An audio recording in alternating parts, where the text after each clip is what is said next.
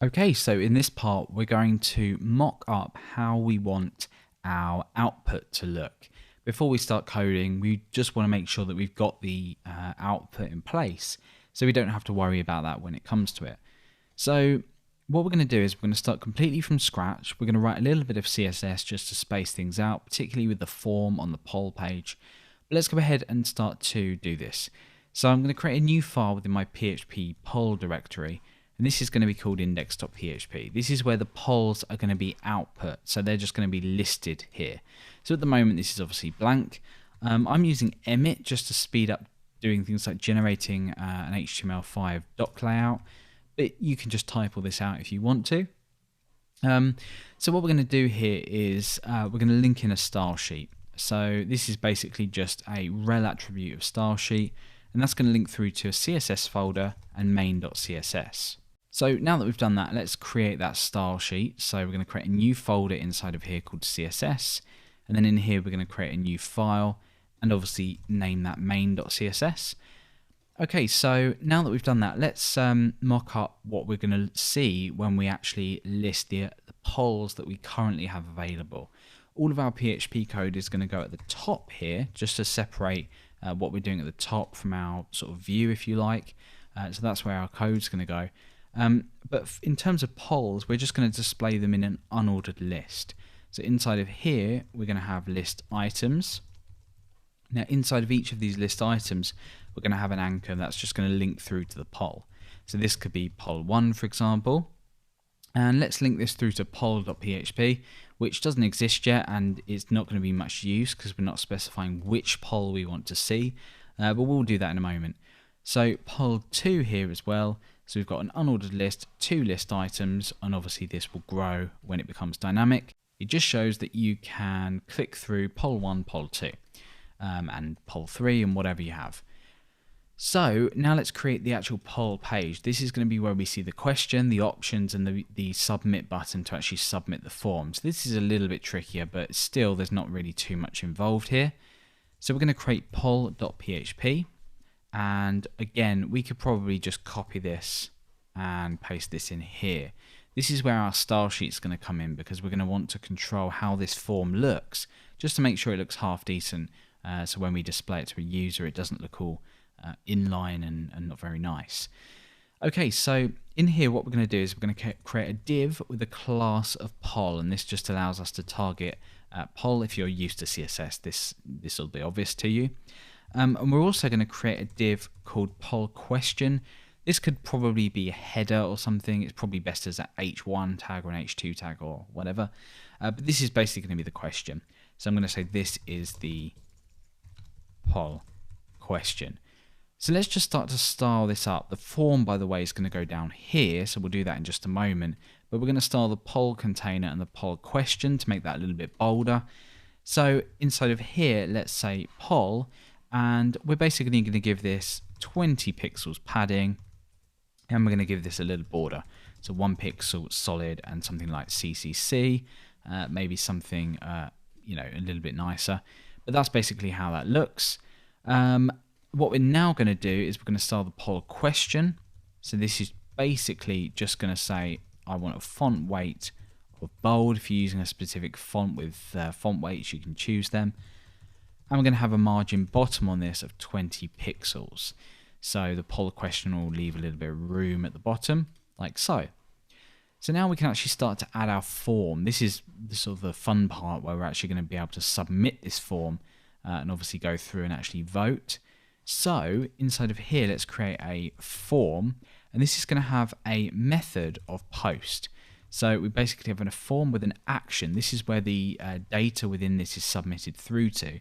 This is vote.php. We haven't created this file yet, so let's just quickly create a new file here and save this out as vote.php. This is going to be a pure PHP page, so we'll just add our PHP tag there. We'll close that off for now.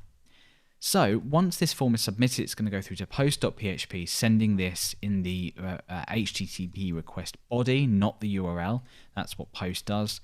And inside of here, more interestingly, we're going to have lots of poll options.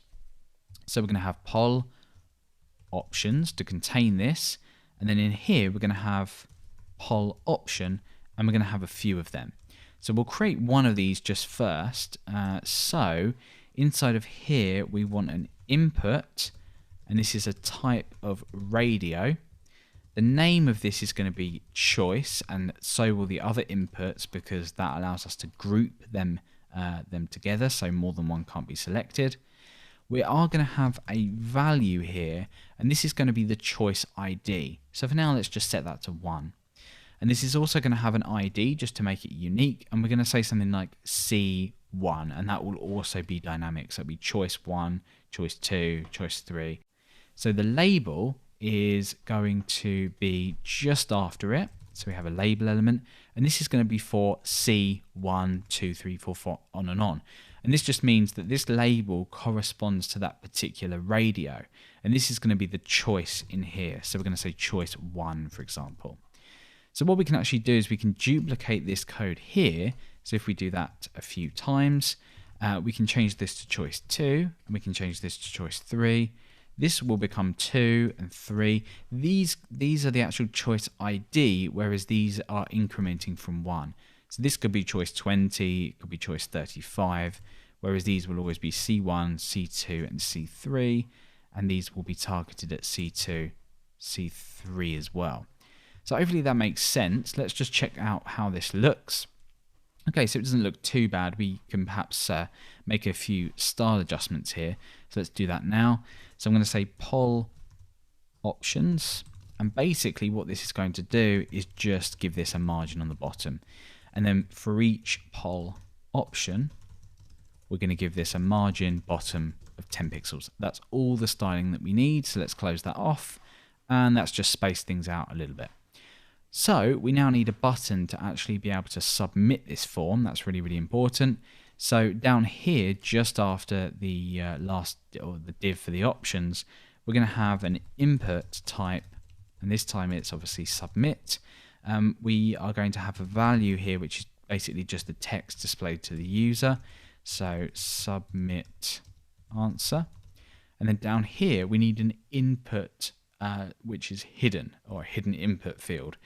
And the reason for this is we need to identify when we submit this request, which poll we are submitting this for. So in this case, we're just going to have an input type of hidden. The name of this is going to be poll, and the value of this is going to be 1, 2, 3, or whatever the poll ID is. So now we've got our button here to submit our answer. When we hit that, it goes through to vote.php. So what that's going to do when it does go through to vote.php is it's going to basically detect which choice was made. It's going to submit through the poll ID as well, and then we can actually determine which poll it is. If you want to sort of find out more about how this works, you can change the request type to the vote.php file to a get request, and then if you hit choice 1, for example, or even choice 2 and submit it, you can see here that we get choice of 20 because that was the value, and then poll 1. So that's pretty much how things work, except with post it's sent in the request body. So that is basically the front end. We've done all that we need. We have an index page which lists our polls out, and then we have the actual poll question, the choices, and the ability to submit an answer.